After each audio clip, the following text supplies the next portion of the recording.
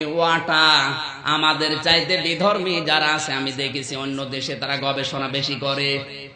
আমার যতটুকু ধারণা,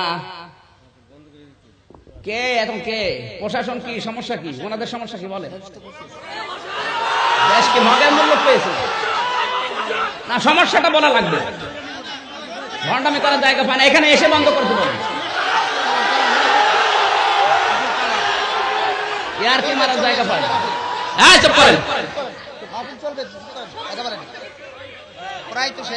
মগের মূল্য পেয়েছে, দিন কিন্তু এটা শেষ না, দিন আসবে। চুপ করেন, আমি আসি কথা বলবো। চুপ করেন ভাই। একটা লোক গেছে এক চিড়িয়াখানায়, বউকে নিয়ে গেছে চিড়িয়াখানায়, বান্দরকে একটা আম দিয়েছে, আম একবারে মুখে দিয়েছে, মুখে দেওয়ার পরে আম আর পেছন দিয়ে বের হয় না। শেষ পর্যন্ত কয়েকদিন পর আর এক দম্পতি গিয়ে আর একটা আম দিয়েছে, বানর মুখে দেবে না দিয়ে দিয়েছে পেছনে।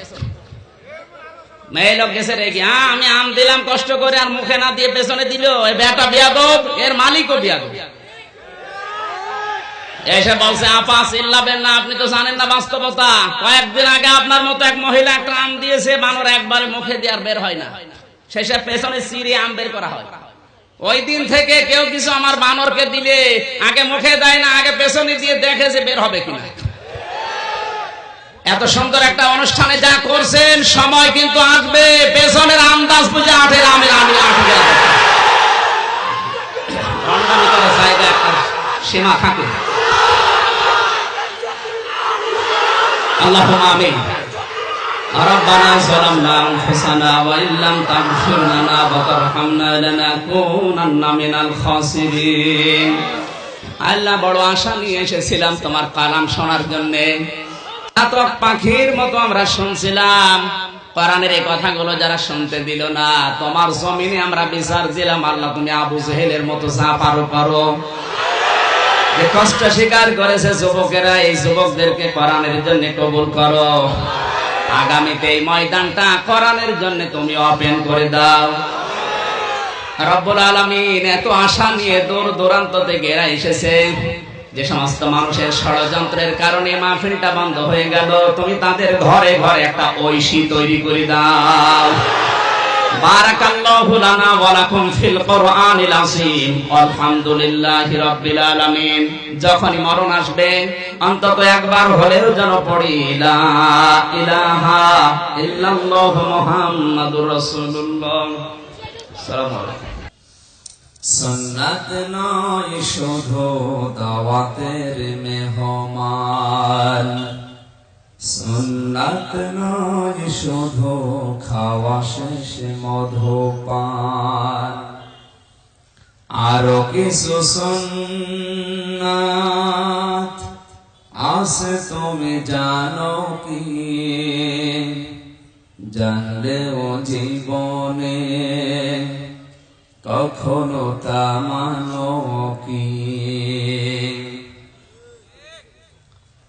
সুন্নাত শুধু নয় মেশতরাতে যাওয়া, আর সুন্নাত হলো রাষ্ট্রনায়ক হওয়া। মহাব্বতে তার খালিদ মরালি, হামজার মতো তার পাশে থাকো কি? আরো কিছু সুন্নাত আছে তুমি জানো কি? জানলেও জীবনে কখনো তা মানো কি? আলহামদুলিল্লাহ। ময়মনসিংহ জেলার ভালুকা থানার অন্তর্গত শ্যামলতলী জামে মসজিদ ও বায়তুল কোরআন হাফিজিয়া মাদ্রাসার উদ্যোগে কোরআনে কারিমের পবিত্র অনুষ্ঠানের সম্মানিত সভাপতি হাজিউল হারামাইন আলহাজ আব্দুর রাজ্জাক দামাত বারকাতুহুল আলিয়া, সহ সভাপতি বীর মুক্তিযোদ্ধা আফসার উদ্দিন খান, প্রধান অতিথি মাননীয় জাতীয় সংসদ সদস্য ময়মনসিংহ জেলার কৃতি সন্তান আলহাজ কাজী উদ্দিন আহমেদ ধনু, বিশেষ অতিথিবৃন্দ, অনেকগুলো মানুষের নাম আছে। ওয়ারফা'না লাকা যিকরাক, যেহেতু সময় কম, একটা একটা করে দোয়া করতে গেলে অনেক সময় লাগবে। শিক্ষক জিজ্ঞাসা করছে ছাত্রকে, নোট বানান কর। বলছে sir ABCD EFG HIJK LM NO P Q R S T U V W X Y Z, কি করবে? এর ভেতরে আছে, আপনি বানান করে নিন। আমার অত বানান করার সময় নেই, আমি সব বলে দিলাম, আপনি বানান করে দিন। সুতরাং একটা একটা করে নাম ধরে ওই দামাত বারকাতুহুমুল আলিয়া দোয়া করে আমার আধা ঘন্টা নষ্ট হতো। দরকার নেই, একবারে করলাম। ওয়ারফা'না লাকা যিকরাক, যার যে সম্মান, যার যে মর্যাদা ঈমান এবং আমলের উপরে ভিত্তি করে আল্লাহ যেন আরো বাড়িয়ে দেয়। আসলে সম্মান মর্যাদা পৃথিবীর বেঈমানদের জন্য না। ওয়ালিল্লাহিল ইজ্জাতু ওয়া লিরাসূলিহি ওয়া লিল মুমিনিনা ওয়ালাকিন্নাল মুনাফিকিনা লা ইয়ালামুন। আল্লাহ বলেন, সম্মান আমি লুকিয়ে রেখেছি, আমি আল্লাহর জন্য, রাসূলের জন্য, আর যাদের ঈমান আছে তাদের জন্য। কিন্তু মুনাফিকরা এটা বোঝে না। ও মনে করে যে আমরা এই 2 নাম্বারই করি, এর ভেতরে মনে হয় সম্মান মর্যাদা লুকিয়ে আছে। আর যারা আল্লাহ রাসূল এবং আলেমদের বিরুদ্ধে অবস্থান নিয়েছেন, সামনাসামনি হয়তো আপনার জন্য কিছু বলে না, বাইরে যে দেখবেন কি গাল দেয়। বাদশাহ হাজ্জাজ বিন ইউসুফ এই লোকটার জীবনী পড়তে গিয়ে দেখলাম খুব জালেম প্রকৃতির লোক ছিল, এত জুলুম করেছিল, মানুষের নামই দিয়েছে হারামের বাচ্চা। এর নামটা খুব ভালো নাকি? এর আরেকটা নাম আছে, হারামের বাচ্চা যারে বলা হয় ওটা বৈধ সন্তান না অবৈধ? আমরা যাদেরকে বলি কি, একটু আস্তে বলবেন, জোরে বলার দরকার নেই, কি যে নামটা ভালো। পেয়াদারা এসে বলছে, বাদশাহ আপনার নামে তো উল্টা পাল্টা গালি দেয় মানুষ, বাইরে যাওয়া যায় না। কে গালি দেয় দেখি? ছদ্মবেশ লাগিয়ে বাইরে গেছে, গ্রাম্য এক লোকের সাথে দেখা, ডাক দিয়ে বলছে, ওই বেটা বাদশাহ হাজ্জাজ বিন ইউসুফ লোকটা কেমন? তো হারামি। যে বলেছে হারামি, ওর মেজাজ গেছে আরো খারাপ। বলছে, বেটা তুমি আমার চেনো? বলছে না। আমি সে হাজ্জাজ বিন ইউসুফ। চিন্তা করছে আমার তো আর মাথা থাকবে না, ডাক দিয়ে বলছে, বাদশাহ নামদার আপনি আমারে চেনেন? বলছে না। আমি এই গ্রামের ওই লোক যার মাসে 2 দিন মাথা খারাপ হয়, আজকে তার পয়লা দিন। তুই পাগল, কারে ধরলাম? এ তো ভুল বকবে। 2 দিন মাসে মাথা খারাপ হয়, আজকে শুধু পয়লা দিন, তার মানে আর একদিনে মাসে হবে। পাগল বলে ছেড়ে দিয়েছে, তাছাড়া ছাড়ার কথা ছিল। আপনি সামনাসামনি প্রশংসা পান, আমিও জানি। পেছনে যে একটু খোঁজ নেন, দেখেন ওই লোকটাই বলবে আল্লাহ ও মরে না কেন। এই জন্য আমি সম্মান কামনা করছি যার যে ঈমান আছে আর আমল আছে। কারণ মরণের পরে আপনার টাকা পয়সা ছিল, ক্ষমতা ছিলেন, বেশি দিন বেঁচে ছিলেন, এগুলো আল্লাহ দেখবে না। আল্লাহ দেখবে আপনার ঈমান ছিল কিনা। এই জন্য আল্লাহ আপনাকে যেন ঈমান এবং আমল দিয়ে পরিপূর্ণ করেন, আর আপনার সম্মান মর্যাদা যেন বাড়িয়ে দেন। আজ যারা বিরোধিতা করার জন্য করছেন কোরআনের হাদিসের আলেমদের, তাদেরকে সাবধান বাণী উচ্চারণ করছি, আপনি থেমে যান। যা করছেন এটা মরিচিকার পেছনে ঘোরার কারণে, বাস্তবতা বোঝেন না। এখন যদি বলেন আপনার বয়স এত কম, আপনি বাস্তবতা কি বোঝেন? আমার বয়স কম তাতে কি, আমার রাতের বেলা চলার অভ্যাস বেশি। আমার এই 28 বছরের জীবনে, এখন আমার 28 বছর বয়স। বাংলাদেশের এমন কোন জেলা নেই, থানা নেই, বা বিদেশের প্রায় 31টা দেশ আমি ঘোরাফেরা করে যেটা দেখেছি, রাতের বেলা যারা চলে দেখবেন 3টা জিনিস রাস্তায় পাওয়া যায় বেশি। রাত যত গভীর হয়, হয় বক্তা পাওয়া যাবে, নাই পুলিশ পাওয়া যাবে, নাই কুত্তা পাওয়া যাবে। রাত গভীর হলে দেখা হয় বক্তার সাথে, নাই পুলিশের সাথে, নাই কুত্তার সাথে। এখন যদি পুলিশরা বলে হ্যাঁ আমাদের কুত্তার সাথে তুলনা দিলে, আরে ভাই আমার নামও তো বলিস, কথা বলছে। রাত্রে তো দেখা হয় আমার সাথে, দেখা হয় না? আর কুত্তা তো কমন, ও দেখা হবে। 3 নম্বরে পুলিশের সাথে দেখা হয়। এখানে অভিজ্ঞতা আপনার চাইতে আমার বেশি আছে, বাস্তবে আমি দেখেছি। মা রান্না বান্না কমপ্লিট করার পর মেয়েকে বলছে, আমি এগুলো সব ঘরে নিয়ে গেলাম, এই চুলা বা আকা যাই বলে এটা লিভিয়ে দাও, আগুন যেন আর জ্বলে না থাকে, লিভিয়ে দাও। কাঠ দিয়ে রান্না করলে আগুন ভেতরে সুপ্ত অবস্থায় থাকে না, বলে না কেন? মেয়ে এতদিন পর্যন্ত আগুন লেভানোর যে পদ্ধতি জানে কি, সেটা লম্প মা জ্বালিয়েছে, হারিকেন জ্বালিয়েছে অথবা বাতি জ্বালিয়েছে। এগুলো লেভাতে গেলে ফু দিয়ে লিভাতে হয়। কি দিয়ে? কথা বুঝতেছেন? লাম্প, বাতি এগুলোর আলো যদি লেভাতে হয় আগুন, কি দিয়ে? ও তো জানে যে ফু দিলে আগুন লিভে যায়, মা এর আগেও লিখেছে। এবার মা ঘরে যাওয়ার পর ও ওই চুলার ভেতরে ফু দিচ্ছে, ওর ভেতরে আগুন নেই। কিসের আগুন? কয়লার আগুন, কাঠের আগুন। ওখানে যদি ফু দেওয়া হয়, ও কি ওই হারিকেনের মতো বাতির মতো লিভবে না আরো জ্বলবে? আর যে কায়দায় যে পদ্ধতিতে আপনি কোরআনের পেছনে লেগে আছেন, আপনি মানুষকে ধোঁকা দিয়ে বোকা বানাতে পারবেন না। যে কায়দায় করছেন, আমার মনে হয় আপনি আরো কোরআনের আলোকে জ্বালিয়ে দিচ্ছেন। কোন জিনিসে বাধা দেওয়া ঠিক না। আপনার এত ফতোয়া এই জায়গায় আসে যে এখানে 1 ঘন্টার বেশি থাকা যাবে না, এক জায়গায় গাদাগাদি করা যাবে না। হ্যাঁ ঠিক আছে, মেনে নিলাম, স্বাস্থ্যবিধি অবশ্যই মানা লাগবে। তো এইটা যদি কোরআনের ক্ষেত্রে কার্যকর ভূমিকা পালন করতে পারেন, তাহলে সিনেমা হল ওপেন কোন কারণে? সিনেমা হলে তো মানুষ 2 কিলোমিটার দূরে দূরে বসে না, মানে আরো যারা বন্ধু বান্ধবী যায়, তারা 2টো মানুষ একটা হয়ে যায়। আপনি বড় মানুষ কি বুঝলেন? যারা যায় দেখেছেন, ওরা কি আলাদা আলাদা বসে না এক জায়গায়? মাঝখানে তো মনে হয় 1 কিলোমিটার ফাঁকা, গলাগলি ধরে। ওখানে কোনো করোনা নেই। মাছের বাজারে পা ফেলা যায় না, কোনো করোনা নেই। যত করোনা সব এই কোরআনের অনুষ্ঠানে আর মসজিদে। না, এটা আপনি অন্য ধর্মের মানুষ যদি বিরোধিতা করতো আমি মেনে নিতাম। আপনি মুসলমান, মারা যাওয়ার পরে আপনাকে আমারে ডাকা লাগবে। আপনি বিরোধিতা করেন কোন মন মানসিকতা নিয়ে, কোন বিবেক নিয়ে, আমার তো বুঝে আসে না। আপনি যে পদ্ধতিতে আগাচ্ছেন, না এটা লম্পর আলো না, বাতির আলো না, এটা কিন্তু সুপ্ত আগুন, কয়লার আগুন। যত ফু দেবেন তত আরো জ্বলবে। বাধা বন্ধ করেন, বাধা না দিয়ে আপনার কপালটা এই জায়গায় নিয়ে আসেন, কপাল খুলে যাবে।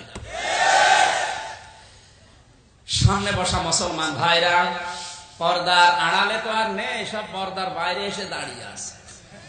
সুতরাং পর্দার বাইরের মা আর বোনেরা, ওদের জায়গা নেই বসার, যেখানে সেখানে দাঁড়িয়ে আছে, কেমন লাগে না?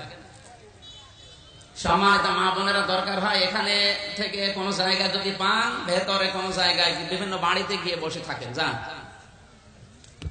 দল মত নির্বিশেষে কোরআনের অনুষ্ঠানে অন্তত ইবাদত মনে করে যারা এসেছি, খুশি হয়ে বলেন আলহামদুলিল্লাহ। আমরা খুশি এই কারণে যে এটা ইবাদত। এটা কি? একটা আয়াত বোঝার জন্য যদি কোনো মানুষ চেষ্টা করে, ওই আয়াতটা যদিও নাও মানে, তাও 500 রাকাত নফল নামাজের সওয়াব হয়। আপনার যে শরীর, এখন দাঁড়িয়ে 500 রাকাত নামাজ পড়তে পারবেন? 2 রাকাত নামাজও পড়তে পারবেন না, কারণ আপনি যা নামাজ পড়েন ওর নামাজ না। 2 রাকাত নামাজে কমপক্ষে 60,000 মাসলা লাগে। আপনার যদি পেটে বোম মারা হয় 60টাও বলতে পারবেন না। অথচ নবীজির হাদিস হচ্ছে, কবুল হওয়া 500 রাকাত নফল নামাজের সওয়াব আল্লাহ দান করবে। আল্লাহ যেন এই অনুষ্ঠানটা এরকম কিছু আমাদের কপালে দান করেন, জোরে বলেন আমিন। দরুদ আর সালাম পাঠ করছি আমাদের নবী মুহাম্মদ রাসূলুল্লাহ সাল্লাল্লাহু আলাইহি ওয়াসাল্লামের প্রতি। দিন প্রচার করতে গিয়ে তিনি বাধার সম্মুখীন হয়েছেন, না হয়নি? যে কাজে বাধা নেই ওই কাজে আনন্দ নেই।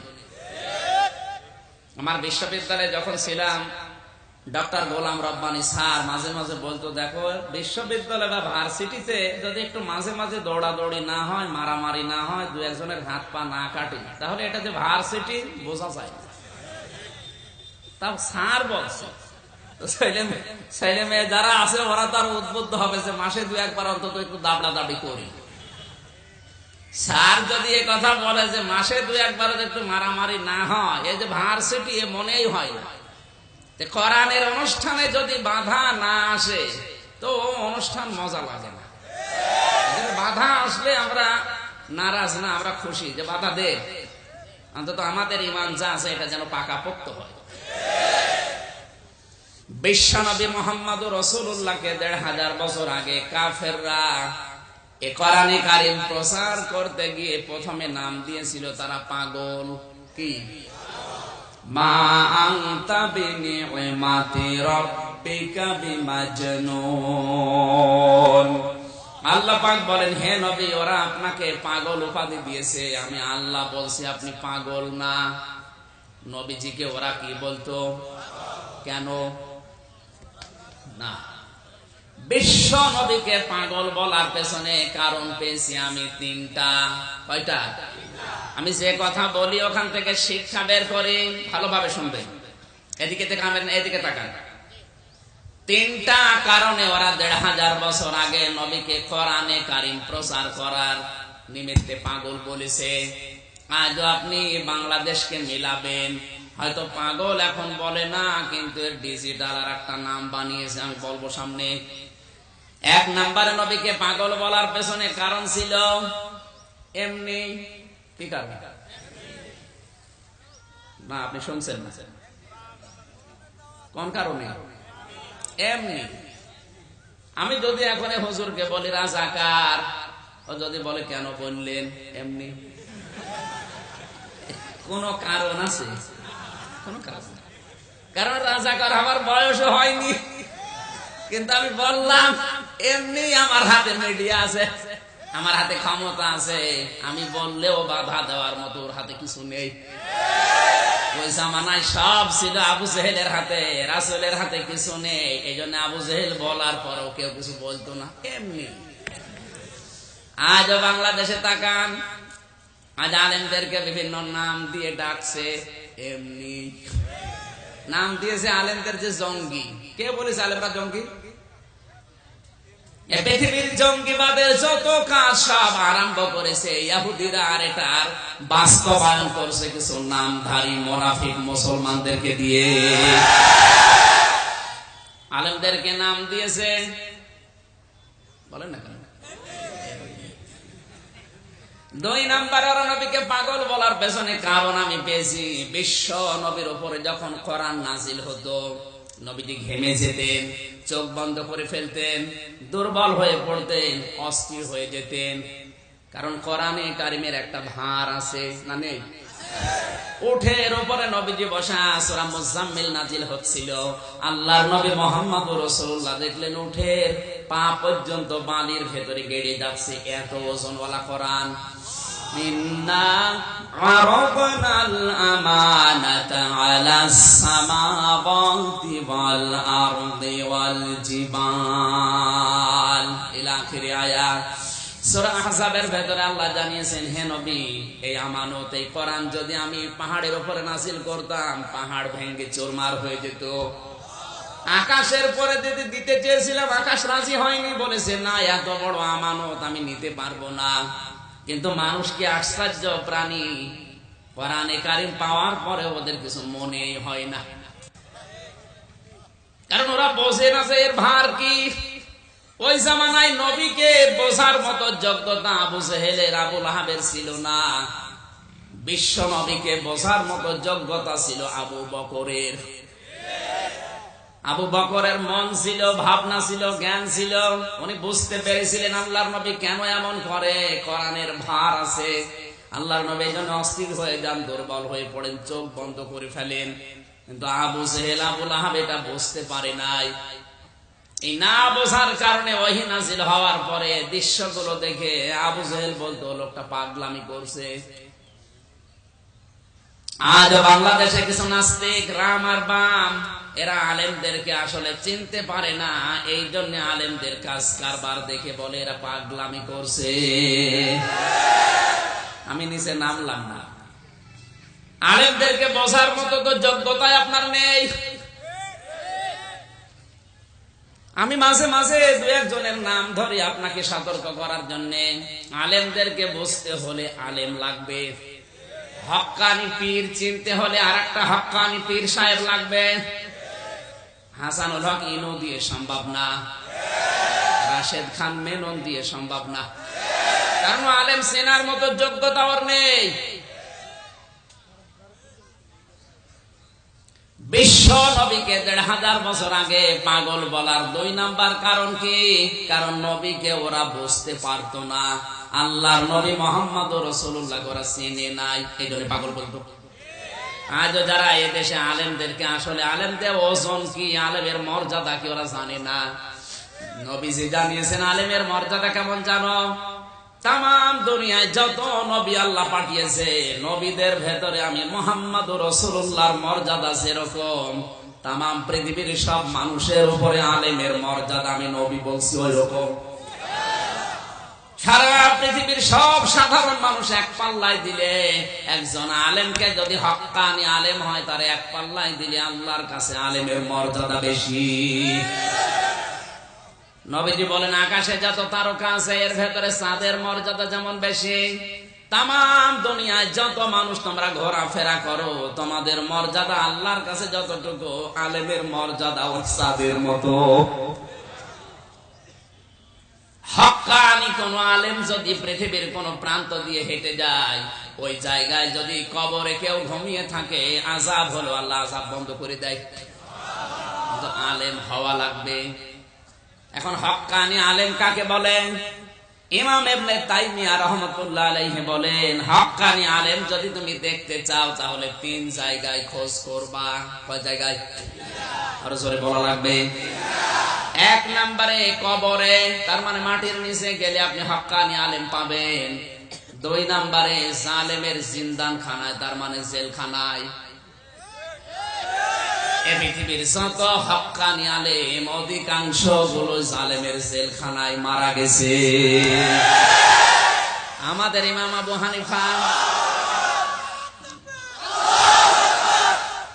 হানিফা রহমতুল্লাহ আলাইহি জেলখানায় মারা গেছে না জেলের বাইরে? ওনার তো দোষ ছিল। ইমাম আহমদ ইবনে হাম্বল ইলমের জাহাজ ছিলেন, তিনিও মারা গেছেন জেলখানায়, তাও সাধারণ ভাবে না, ৪২ দিন তিনি রিমান্ডে ছিলেন।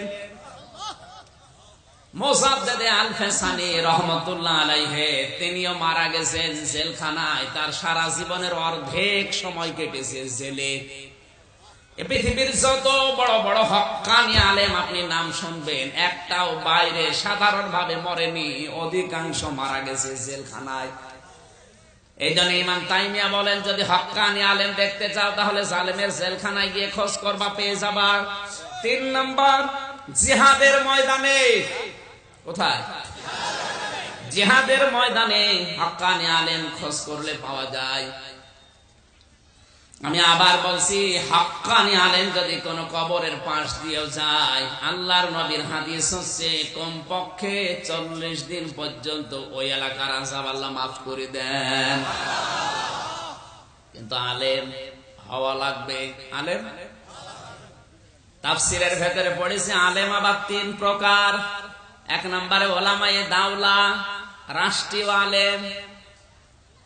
রাষ্ট্রে যারা আছে, কিছু আলেমকে টাকা পয়সা দিয়ে তাদের অনেক অবৈধ কাজকে বৈধ করার জন্য তাদেরকে পালে পোষে টাকা পয়সা দেয়। এদেশে এখনো নেই, এগুলো সব ভারতে আছে। হ্যাঁ, আপনার জোরে বলার দরকার নেই। 2 নম্বর ওলামায়ে উম্মত। ওলামায়ে উম্মত কি? উম্মত যেদিকে হাঁটে, যেদিকে চলে, ওই দিকে রায় দেয়। এটা বাংলাদেশে এখন সবচাইতে বেশি। আমি প্রায় 7টা কারণ পেয়েছি, তার অন্যতম এই যে মানুষ মারা গেলে খানা হয় না। এলাকায় খানা বন্ধ হয়ে গেছে। মানুষ মারা গেলে 3 দিন, 7 দিন, 40 দিন পর অথবা 1 বছর পরে খানা করে। মৃত মানুষের পক্ষ থেকে যা করা হবে ওইটা সাদাকা। ওইটা কি বলেন না কেন? সাদকার মাল খাওয়া জায়েজ হচ্ছে ইতিম আর মিসকিনের জন্য। এখন যদি ওই ভাই ওনার বাবা মারা গেছে, 5000 মানুষকে দাওয়াত দেয়, 5,000-এর ভেতরে আমিও আছি, আমি 5 গাড়ি নিয়ে আসলাম, আমি তো এতিম। সভাপতি আব্দুর রাজ্জাক উনি এসেছে প্যারাডো গাড়ি নিয়ে, উনিও এতিম। না মা বাবা আছে? তাহলে তো বুড়ো এতিম, মা বাবা নেই। আমরা যদি এই খাবার যে খাই, ও খানা হবে? কারণ ও খানা তো আমাদের জন্য করেনি, করেছে মৃত বাবার পক্ষ থেকে, মরা মানুষের পক্ষ থেকে। যা করবেন ওটা কি কথা বলা লাগবে, ওটা কি? এখন যদি উনি বলে হুজুর আমার বাবা মারা গেছে, এই যে সাদকার টাকা 1000 দিলাম, আপনি খান, আমি সাদকা খাবো।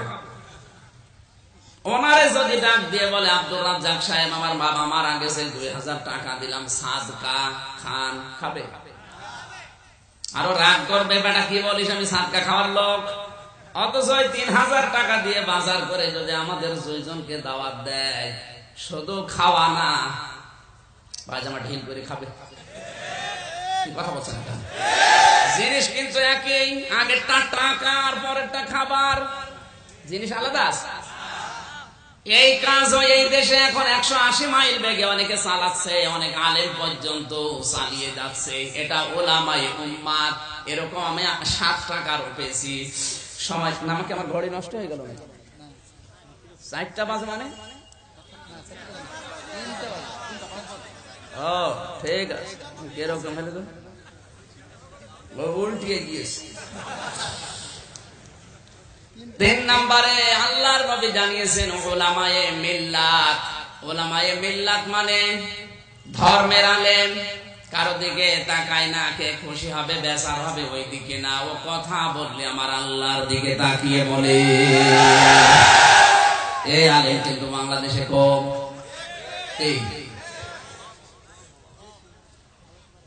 আমি আবার বলছি, আলেমদেরকে বোঝার মতো যোগ্যতা আপনার নেই, সেই জ্ঞানই তো আপনার নেই। আপনি চিনবেন কি করে আলেমদেরকে? আলেমরা যে কথা বলে ওই কথার ওজন কি আপনি তাও জানেন না। 3 নম্বরে আল্লাহর নবীকে ওরা পাগল বলার পেছনে কারণ আমি পেয়েছি, বলবো। 3 নম্বরে কারণ ছিল আল্লাহর নবীকে পাগল বলতো।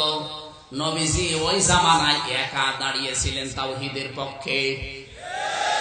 আজকে এই যে মাওলানা আশরাফুল, উনি যদি দেখে এলাকায় কোন মসজিদে পাশে একটা কবর বানিয়ে পূজা করছে, উনি যদি বলে মুসল্লিরা এই পূজা আমি হতে দেব না, এই কবর পূজা শিরক, আমি এটা বন্ধ করব, চলেন তো জোহরের নামাজ শেষ হয়ে গেছে, এখন এই পূজা বন্ধ করা লাগবে। অনেক নামাজি মুসল্লি বলবে হুজুর দিনকাল ভালো না। আপনার দরকার কি? আপনাদের আমি দেখেছি নামাজ পড়াতে, নামাজ পড়ার মোনাজাত করেন চলে যান, যে দেখো সে করুক গা লা ইলাহা। একটু ভাবেন তো, 5 ওয়াক্ত নামাজ পড়ে, উনি তাহাজ্জুদ পড়ে, সেই লোক পর্যন্ত বলছে শিরক চলছে, চলুক, আপনার দরকার নেই, দিনকাল ভালো না। আর 1500 বছর আগে নবীজি একা, তামাম দুনিয়ার সব মানুষ একদিকে। এরপরেও উনি যদি ইমাম দাবি করে, ওনারে বলা লাগবে না আপনারা কেউ যদি আমার পেছনে না যান, আমি একাই যাব, এই কবর আমি এখানে রাখতে দেব না। কি না তো ওনার পেছনে নামাজ হবে? কারণ উনি নিজেও তো শিরকের সাপোর্ট করছে। এই শিরক আমি বন্ধ করব যদি আমার পেছনে মানুষ থাকে, ভালো না থাকলে আমি একাই যাব, তাও হতে দেব না। এবার আপনারা যারা নামাজ আমরা পড়ে কি বলবো? উনি যদি একা একা সে এটা বন্ধ করতে চায়, আমরা তখন নামাজি মানুষরাও বলবো যে হুজুর বেশি বল করেছে, তারাও বাধার সম্মুখীন হয়েছে। সুতরাং আজ আমি যদি কোরআন থেকে দাওয়াত দেই, বাধা আসবে, আর আমার দাওয়াত যারা মেনে নেবে তারাও বাধার সম্মুখীন হবে। আশা করছি আপনি কথা বুঝে ফেলেছেন। আমি কোরআনে কারীমের সূরা মুমিনুনের একটা আয়াত পড়েছি, 12 নম্বর আয়াত। কত? খুব অল্প সময় যেহেতু সামনে, জবান খুলে কোরআনের এই সোনালী আয়াতটা একবার পড়েন। আউযু বিল্লাহি মিনাশ শাইতানির রাজীম। বিসমিল্লাহির রহমানির রহিম।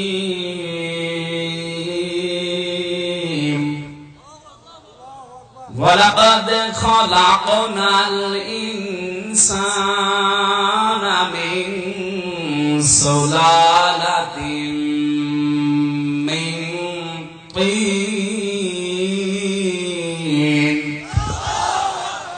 সূরা মুমিনুন। কোন সূরা? সবাই বলেন। একটা মাত্র আয়াত পড়েছি, 12 নাম্বার আয়াত। কত নাম্বার?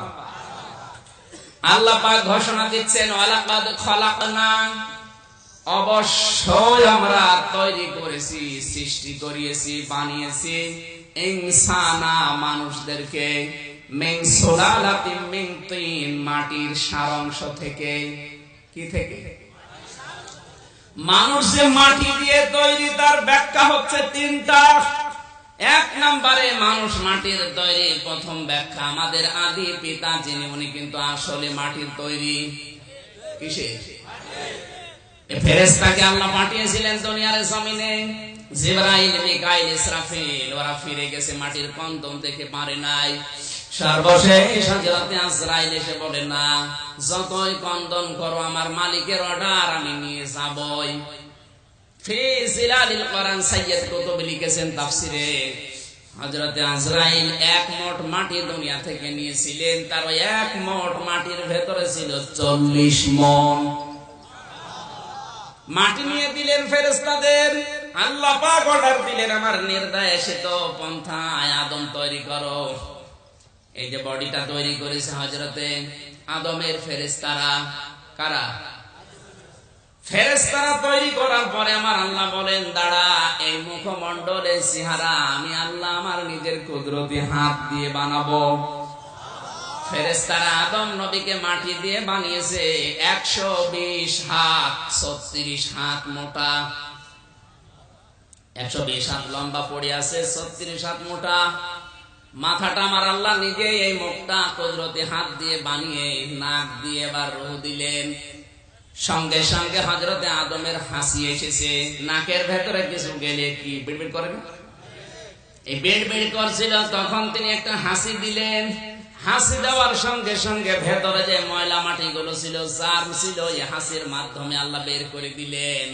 হযরতে আদম এই হাসি দেওয়ার সাথে সাথে পড়েছিলেন আলহামদুলিল্লাহ। বিজ্ঞান এখন এই হাসি নিয়ে গবেষণা করে জানিয়েছে, একবার যদি কোনো মানুষ হাসি দেয়, সারাদিন চলাফেরা করার যে জার্ম, যে ময়লাগুলো বাতাসে ওড়ে, এগুলো শরীরের ভেতরে যাবার পরে যেগুলো জমা হয়, হাসি দেওয়ার সঙ্গে সঙ্গে আলোগুলো বের করে দেয়। একবার হাসিতে কমপক্ষে 40 থেকে 42 হাজার টাকা খরচ করলে শরীরের জন্য যে উপকার হতো, ওইরকম উপকার আল্লাহ করে। এজন্য হাসি দেওয়ার সঙ্গে সঙ্গে আপনাকে বলা লাগবে আদম নবীর মতো আলহামদুলিল্লাহ। এই উপকারটা যেহেতু আল্লাহ করে দিচ্ছেন, এজন্য পাশে যে থাকবে সেও জনে বলে ইয়ারহামুকাল্লাহ, আল্লাহ তোর উপরে রহম করো। ওর পাশে যে থাকবে তাকেও বলা লাগবে ইয়াহদিকাল্লাহ, আল্লাহ তোর পথ দেখা। সুবহানাল্লাহ বলতে পারেন না?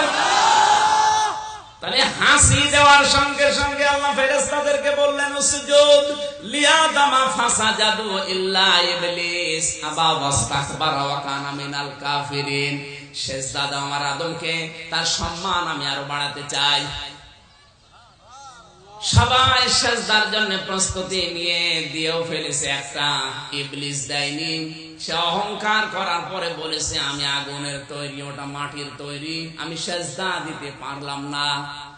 শয়তান অহংকার করেছিল আগুনের। কিসে? আগুনের ভেতরে একটা ক্ষমতা আছে, জ্বালিয়ে দেওয়ার ক্ষমতা। কিসে?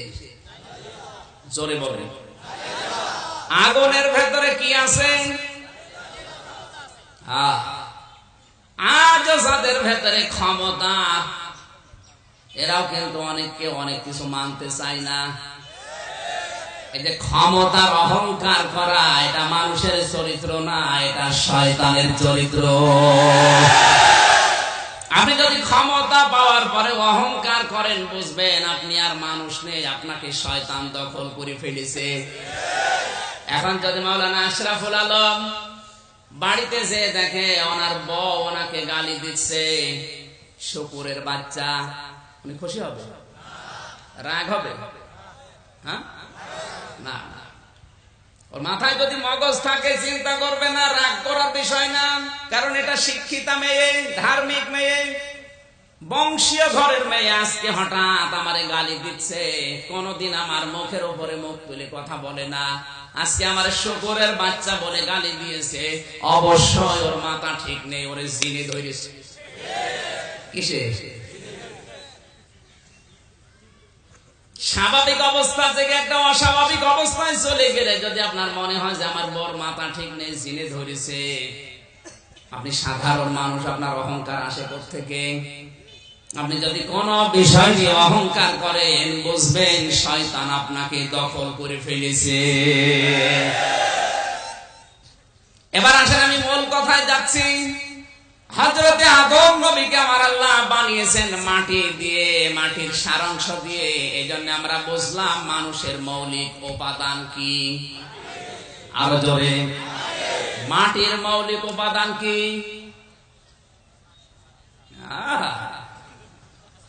এ পাশের জেলার নাম কি? গাজীপুর। গাজীপুর না?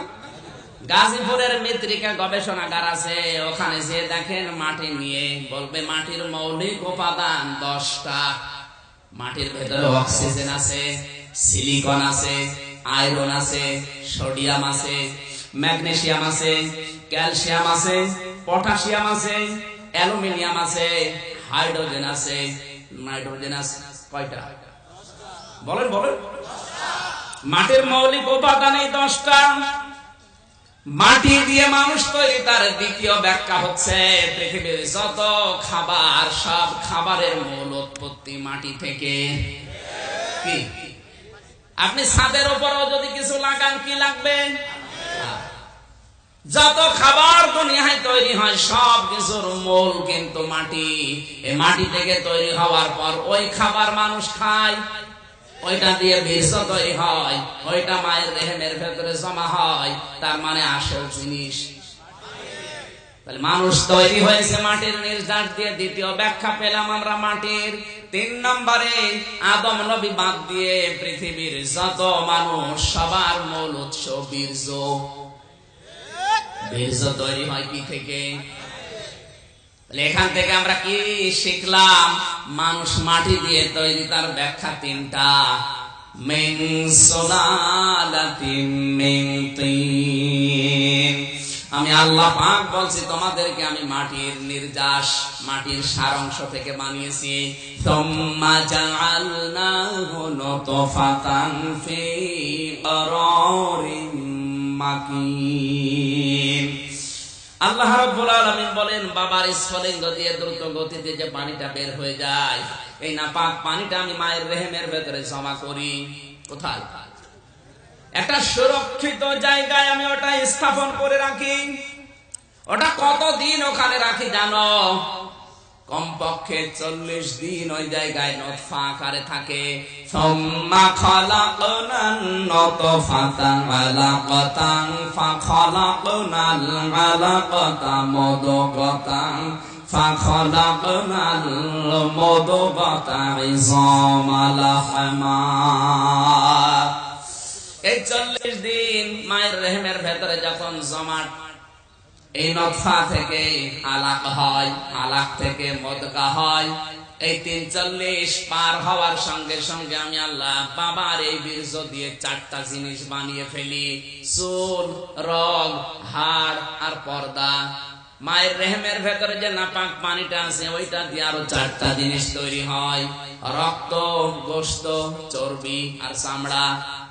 4 4 8টা জিনিস যখন এক হয়, ফেরেশতারা তখন এই 6 মাসের ভেতরে বলে আল্লাহ এর আকৃতি লাগবে। কি লাগবে?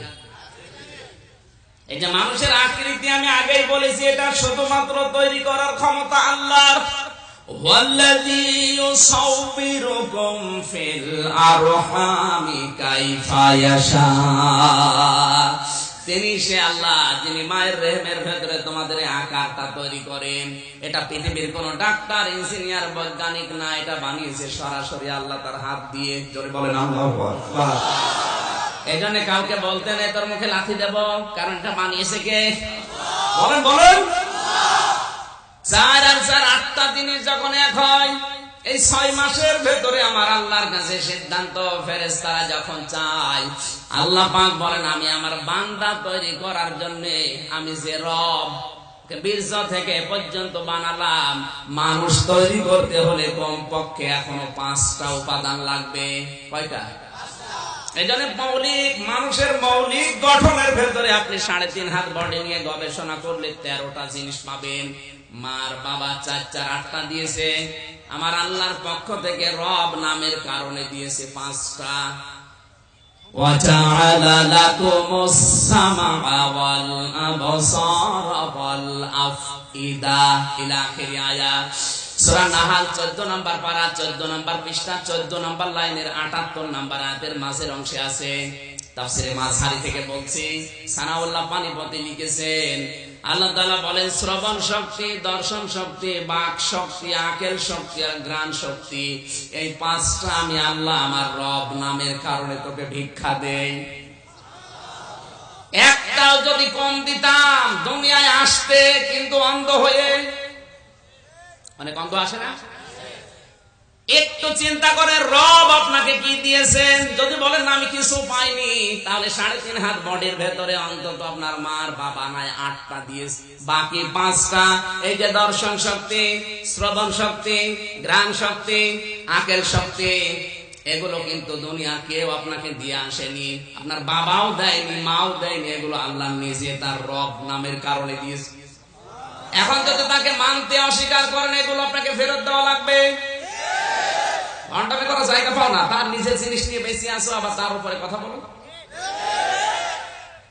চোখটা যে কত গুরুত্বপূর্ণ আমি কুমিল্লাতে গিয়ে সেদিন বুঝেছি। এক অন্ধ আমার পাশে খাবার খাচ্ছে, হঠাৎ বিদ্যুৎ চলে গেল। আমরা চিল্লা পাল্লা করছি, যারা চোখওয়ালা মানুষ তাড়াতাড়ি বিদ্যুৎ দেন, জেনারেটর চালু করেন। হঠাৎ অন্ধ আমার হাত চেপে ধরে বলছে, হুজুর মাত্র 2 মিনিট কারেন্ট চলে গেছে, আপনি চিল্লাচ্ছেন, অথচ 42 বছর আমার জীবনে কোনো কারেন্ট নেই। মাত্র 2 মিনিটে আপনি চিল্লান, মানে 42 বছর কারেন্ট কি আমি জানি না? এমনকি যারা চোখওয়ালা মানুষ তারা দিনের বেলা তো দেখতে পায়, রাতের বেলা ঘুমিয়ে গেলেও তারা স্বপ্নেও দেখে অনেক কিছু। কিন্তু যারা অন্ধ ওরা ঘুমিয়ে পড়লে স্বপ্নে যদি দেখে ও কিছু দেখতে পায় না, শুধু একটা আওয়াজ শোনে।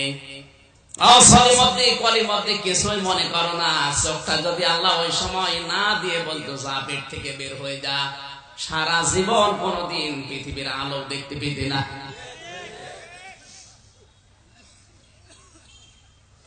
কত গুরুত্বপূর্ণ এই চোখটা। 8 5 13টা জিনিস যখন এক হয়ে যায়, আমার আল্লাহ বলেন ফেরেশতারা ওর মায়ের পেট থেকে এবার বের কর। আল্লাহু আখরাজাকুম মিন বুতুনি উম্মাহাতিকুম লা তা'লামুনা শাইআন। আস্তে করে বাচ্চার আকারে মায়ের পেট থেকে বের করে দে। এখানে একটা তথ্য আছে, বলবো আলেম যারা আছেন তাদেরকে বলছে এবার একটু অ্যাক্টিভ হবেন। আল্লাহ পাক বলেন তোকে মায়ের পেট থেকে বাচ্চার আকারে বের করার সর্বনিম্ন বয়স হচ্ছে 6 মাস। কত? 6 মাসের নিচে যদি কোনো মানুষ দুনিয়ায় আসে, বুঝবেন ওটা তার আসল বাবার সন্তান না, ওটা কেউ দিয়েছে। অন্য কেউ দিলে তো ওটা বৈধ। কি ওটা? কি তার মানে যার সন্তান। সূরা আহকাফ 26 নাম্বার পারার 2 নাম্বার পৃষ্ঠার 10 নাম্বার লাইনের 15 নম্বর আয়াতের মাঝের অংশে আছে, আল্লাহ রাব্বুল আলামিন বলেন, আমি এই তথ্যটা একটু শেয়ার করছি, ভালো করে গবেষণা যদি কেউ করেন বাড়িতে মিলাবেন। হামালাতুহু উম্মুহু করহা ওয়া ওয়াদাআতুহু করহা ওয়া হামলুহু ওয়া ফিসালুহু 30 শাহরা। আল্লাহ পাক বলেন তোর মা তোকে পেটে বহন করেছে, কষ্টের পরে কষ্ট সহ্য করে, এবং দুধ পান করিয়েছে 30 শাহরা 30 মাস। মানুষকে দুধ খাওয়াতে সময় লাগে কতদিন? না না, 2.5 বছর। কে বলছে 2 বছর? সূরা বাকারা 233 নম্বর আয়াতে হাওলাইনি কামিলাইনি আছে, সন্তানকে দুধ দেওয়া লাগবে 2 বছর। 2 বছরে কয় মাস হয়? এখানে সালাসুনা শাহরা 30 মাস। আল্লাহর কথা তো দুই রকম হয়ে যাচ্ছে। খেয়াল করেন কেন আল্লাহ তথ্যটা দিলেন, নাকি বলবো না? ওখানে 2 বছরের নাম শুনলাম সূরা বাকারার 233 নম্বর আয়াতের মাঝের অংশে আছে হাউলাইনি কামিলাইনি লিমান আরাদা ইয়তিমার রাদা। হে দুনিয়ার মায়েরা, সন্তানকে দুধ দেওয়া লাগবে কত? 2 বছরে। বলেন না কেন? এটা এখন একটা ক্লাস চলছে, ছাত্রের মতো জবাব দেবেন। কয় মাস হয়? আর এখানে সালাসুনা শাহরা মানে 30 মাস। 30 মাসে কয়? 30 মাসে কয় বছর? তো মিলছে না। এই যে মাঝখানে দেখবেন ওয়া আছে, ওয়া হামলুহু ওয়া ফিসালুহু। এই যে মাঝখানে ওয়াটা আমাদের চাইতে বিধর্মী যারা আছে আমি দেখেছি অন্য দেশে তারা গবেষণা বেশি করে। আমার যতটুকু ধারণা, কে এখন কে প্রশাসন, কি সমস্যা, কি ওনাদের সমস্যা কি বলে?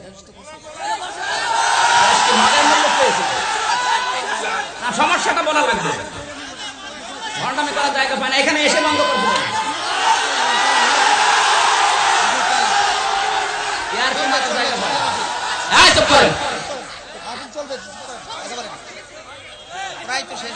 মগের মূল্য পেয়েছে দিন, কিন্তু এটা শেষ না, দিন আসবে।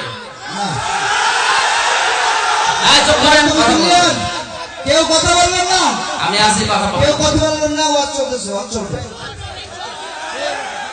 চুপ করুন ভাই। একটা লোক গেছে চিড়িয়াখানায়, বউকে নিয়ে গেছে চিড়িয়াখানায়, বান্দরকে একটা আম দিয়েছে। আম একবারে মুখে না মুখে দিয়েছে, মুখে দেওয়ার পরে আম আর পেছন দিয়ে বের হয় না। শেষ পর্যন্ত কয়েকদিন পর আর এক দম্পতি গিয়ে আর একটা আম দিয়েছে, বানর মুখে দেবে না দিয়ে দিয়েছে পেছনে। মেয়ে লোক গেছে রেগে, আমি আম দিলাম কষ্ট করে আর মুখে না দিয়ে পেছনে দিল। ওই বেটা বিয়াদব, এর মালিকও বিয়াদব। এসে বলছে আপা চিল্লাবেন না, আপনি তো জানেন না বাস্তবতা। কয়েকদিন আগে আপনার মতো এক মহিলা একটা আম দিয়েছে, বানর একবারে মুখে দিয়ে আর বের হয় না, শেষে পেছনে ছিঁড়ে আম বের করা হয়। ওই দিন থেকে কেউ কিছু আমার বানরকে দিলে আগে মুখে দেয় না, আগে পেছনে দিয়ে দেখে যে বের হবে কিনা। এত সুন্দর একটা অনুষ্ঠানে যা করছেন, সময় কিন্তু আসবে পেছনের আন্দাজ বুঝে আঠের আমের সীমা থাকে। আল্লাহুম্মা আমিন। ربنا ظلمنا أنفسنا وإن لم تغفر لنا وترحمنا لنكونن من الخاسرين। আল্লাহ, বড় আশা নিয়ে এসেছিলাম তোমার কালাম শোনার জন্য। চাতক পাখির মতো আমরা শুনছিলাম, কোরআনের এই কথাগুলো যারা শুনতে দিল না, তোমার জমিনে আমরা বিচার দিলাম। আল্লাহ, তুমি আবু জেহেলের মতো যা পারো করো। কষ্ট স্বীকার করেছে যুবকেরা, এই যুবকদেরকে কোরআনের জন্য কবুল করো। আগামীতে এই ময়দানটা কোরআনের জন্য তুমি ওপেন করে দাও।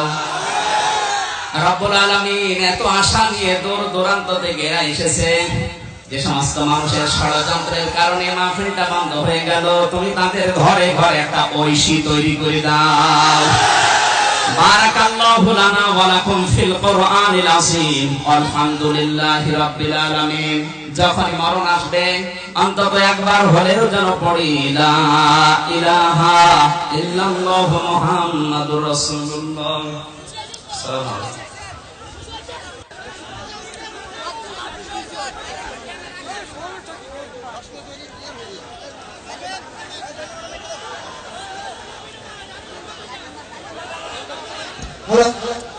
সম্মানিত মুসল্লিয়ান,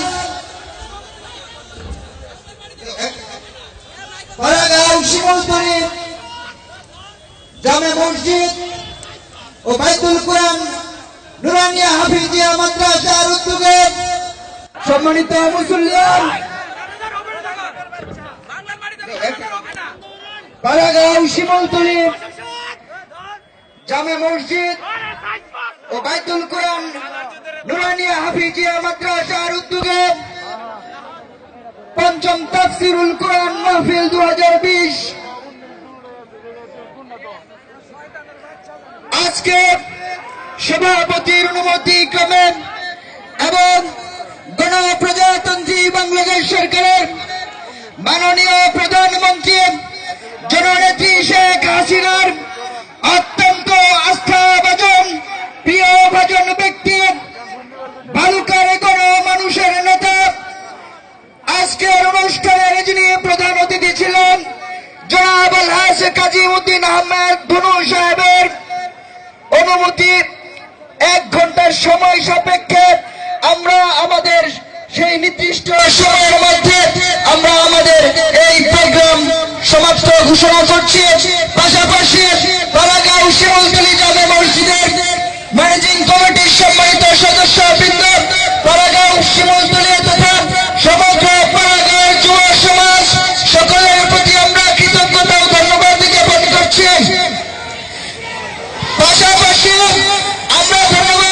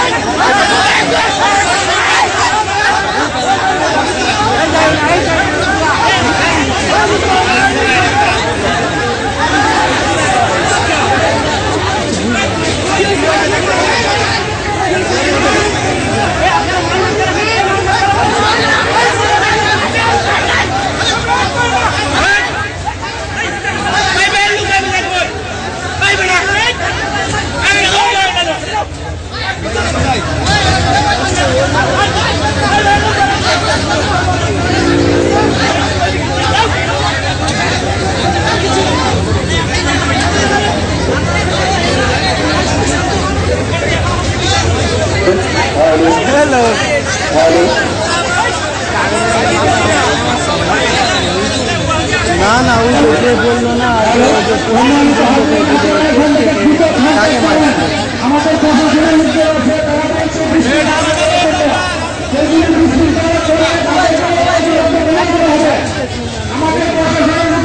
তারা বলছে এখান থেকে যত তাড়াতাড়ি সম্ভব খুন করার জন্য